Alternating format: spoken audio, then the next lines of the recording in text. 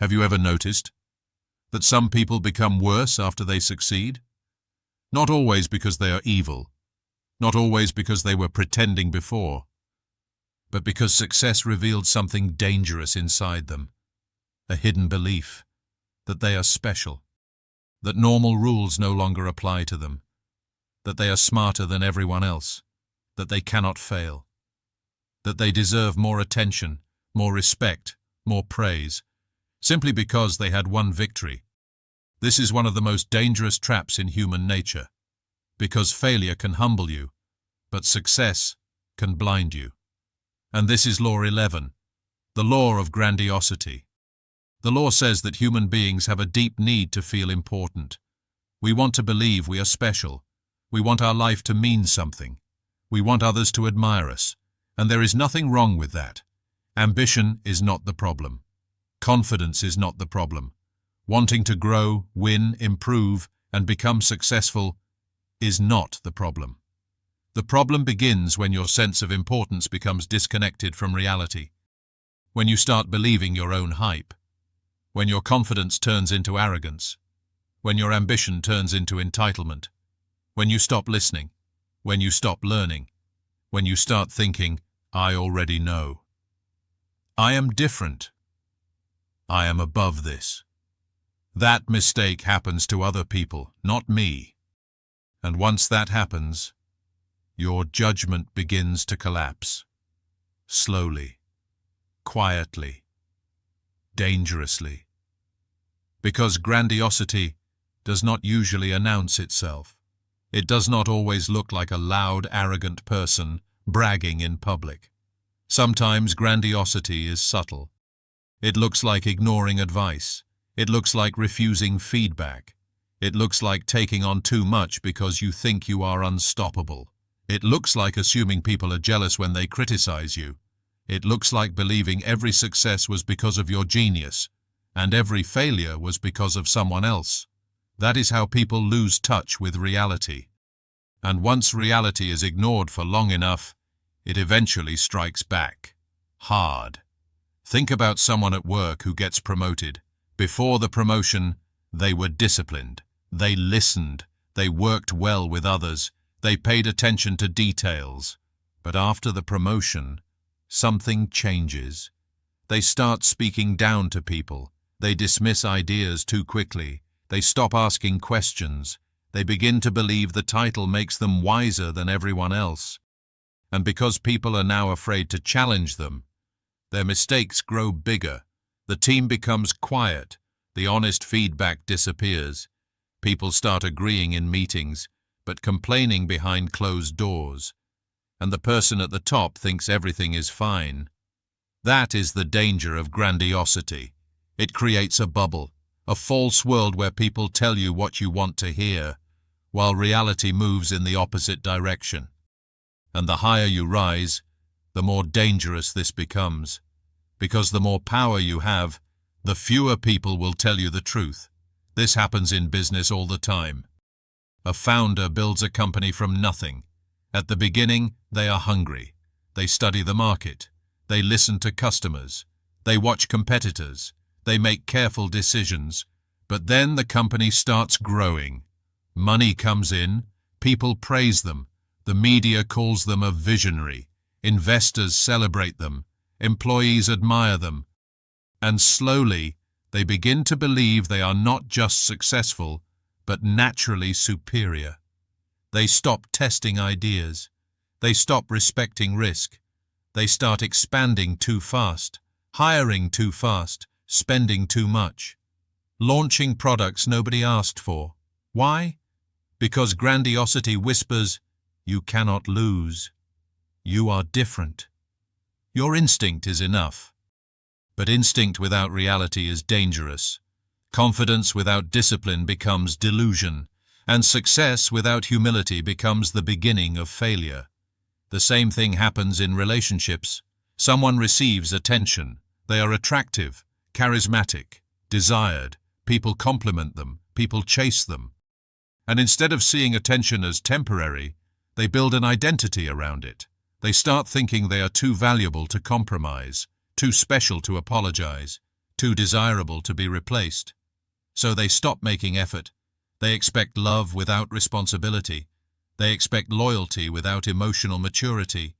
They expect admiration without giving respect. And eventually, people leave. Not because the person had no value, but because their grandiosity made them impossible to love closely. This is why grandiosity destroys relationships, because it turns connection into performance. Instead of asking, "How can I understand this person?" the grandiose person asks, "Why are they not admiring me enough?" Instead of saying, "Maybe I was wrong," they say, "You are too sensitive." Instead of growing, they protect their inflated self-image, and the relationship becomes exhausting, because you cannot build anything real with someone who must always feel superior. Now let's bring this closer to everyday life. Imagine someone starts going to the gym. At first, they are humble. They learn form. They follow a plan. They respect recovery. They track progress. Then after a few months, they start seeing results. Their body changes. People notice. They receive compliments. And suddenly, they think they know everything. They lift heavier than they should. They ignore proper technique. They mock beginners. They stop learning from coaches. They chase attention instead of mastery. And then comes injury. This is grandiosity in a physical form. The body gives feedback, but the ego refuses to listen. And that is one of the clearest signs of grandiosity. You stop respecting feedback. Feedback from people. Feedback from results. Feedback from the body. Feedback from the market. Feedback from life. A healthy person adjusts when reality speaks. A grandiose person argues with reality. They explain it away. They blame others. They say people do not understand their vision. Sometimes that may be true, but often it is simply ego protecting itself from correction. And this is why Law 11 matters so much, because grandiosity can appear after even small success. You do not need to be rich or famous. You can become grandiose after getting a degree, after buying a nice car, after gaining followers, after making money, after losing weight, after getting attention from one person, after one business win, after one viral video, after one compliment. The ego does not need much. Give it a little praise, and it starts building a throne. This is especially dangerous in the age of social media, because social media rewards image more than depth. It rewards confidence more than competence. It rewards appearance more than character. A person can post a few successful moments, receive likes, gain followers, and begin to confuse attention with importance. They start performing success instead of building it. They start chasing validation instead of skill. They start asking, "How do I look?" instead of, "What am I becoming?" And that is a dangerous trade, because attention can disappear overnight. But character stays with you. Skill stays with you. Discipline stays with you. Humility stays with you. The grandiose person builds an image. The wise person builds substance. And this is the difference you must understand. Confidence says, "I can learn." Grandiosity says, "I already know." Confidence says, "I have strengths." Grandiosity says, "I have no limits." Confidence listens to reality. Grandiosity tries to dominate reality. Confidence grows through feedback. Grandiosity sees feedback as disrespect. That is why confidence makes you stronger, but grandiosity makes you fragile. Because deep down, grandiosity is not real strength. It is insecurity wearing a crown. Many grandiose people are not truly secure. They are dependent on admiration. They need people to confirm their greatness. They need constant praise. They need to feel above others. And when that image is threatened, they become defensive, angry, cold, controlling. They cannot tolerate being ordinary. They cannot tolerate being corrected. They cannot tolerate being exposed. So they protect the illusion, even if it damages their life. This is why the cure for grandiosity is not self-hatred. It is reality. You do not defeat grandiosity by thinking you are worthless. That is just another form of ego. You defeat grandiosity by seeing yourself accurately, your strengths and your weaknesses, your potential and your limits, your progress and your blind spots. You need grounded confidence, the kind that says, I have value, but I still have work to do. I have talent, but I still need discipline. I have achieved something, but I am not above learning. This mindset keeps you powerful, because the person who stays humble after success keeps improving. The person who listens after winning keeps winning. The person who respects reality is rarely destroyed by it. So how do you apply Law 11 in real life? First, watch how you react to success. After a win, ask yourself, am I becoming more disciplined or more careless? Am I listening more or less? Am I respecting people more or looking down on them? Am I using success as motivation or as proof that I am better than others? Your reaction to success reveals your character. Failure tests your resilience, but success tests your ego. Second, keep people around you who can tell you the truth, not people who insult you, not people who secretly want you to fail, but people who can challenge you honestly. People who are not impressed by your image. People who care enough to correct you. This is rare, because many people will flatter you when you rise. Some will agree with you because they want access. Some will stay silent because they fear conflict. But if you have even one person who can tell you the truth, value them, because truth is protection. Third, study your limits. This is not weakness. This is intelligence. Every person has limits. Limits of knowledge, limits of energy, limits of emotional control, limits of experience, limits of time. Grandiosity says, I can do everything. Wisdom says, I must know where I am strong and where I need help. This applies to business, relationships, fitness, money, career, creative work. If you ignore your limits, life will eventually teach them to you painfully. But if you know your limits, you can build systems around them. You can ask for help. You can prepare. You can avoid stupid risks. You can grow without destroying yourself. Fourth, separate your identity from your achievements. This is very important. You are not your job title. You are not your income. You are not your body. You are not your follower count. You are not your degree. You are not one success. Because if your identity depends on achievement, then every failure feels like death.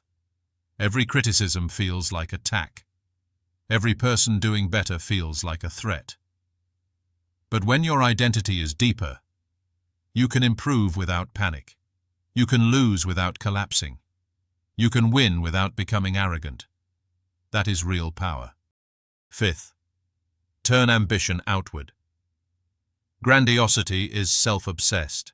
It asks, how can I be admired? How can I look superior? How can I prove I am special? But healthy ambition asks, what can I build? What value can I create? What skill can I master? Who can I serve? This shift changes everything, because when you focus only on admiration, you become dependent on others. But when you focus on contribution, you become useful. And useful people continue to grow. So remember this, grandiosity is not the same as dreaming big. You should dream big. You should aim higher. You should build a better life. You should improve yourself. You should want excellence. But never let ambition disconnect you from reality. Never let praise make you lazy. Never let success make you careless. Never let attention replace discipline. Never let confidence become blindness. Because the moment you think you are above the rules, you become vulnerable to the consequences. The strongest people are not the ones who believe they are untouchable. They are the ones who can succeed and still remain students. They can win and still listen. They can rise and still respect others. They can be confident without becoming intoxicated by themselves. That is the balance. That is maturity. That is the antidote to grandiosity. And if you are honest, you will find traces of grandiosity in yourself. We all have it. A part of us wants to feel special. A part of us wants admiration. A part of us wants to believe we are different. The goal is not to pretend this does not exist. The goal is to control it, to keep your ego on a leash, to let ambition drive you without letting delusion guide you. Because once grandiosity takes control, you stop seeing the world clearly. And when you stop seeing clearly, you start making decisions that feel powerful in the moment, but destructive in the long run. So today, ask yourself, where am I overestimating myself? Where am I ignoring feedback? Where am I confusing confidence with arrogance? Where am I chasing admiration instead of mastery? And most importantly, where do I need to come back to reality? Because reality is not your enemy. Reality is the ground beneath your feet, and the more you respect it, the higher you can rise without falling. This is Law 11, the Law of Grandiosity. Success can make you powerful, or it can make you blind. Praise can motivate you, or it can poison you. Ambition can elevate your life, or inflate your ego. The difference is self-awareness, so build confidence, but stay humble. Aim high, but stay grounded. Win, but keep learning. Because the person who believes they are already great stops growing, but the person who knows they are still becoming can become extraordinary. If this lesson gave you something to think about, take a second to like the video. It helps the channel reach more people who need these ideas. And subscribe, because next, we'll continue breaking down the hidden forces that shape human behavior, so you can understand people better, protect yourself from manipulation, and master your own nature.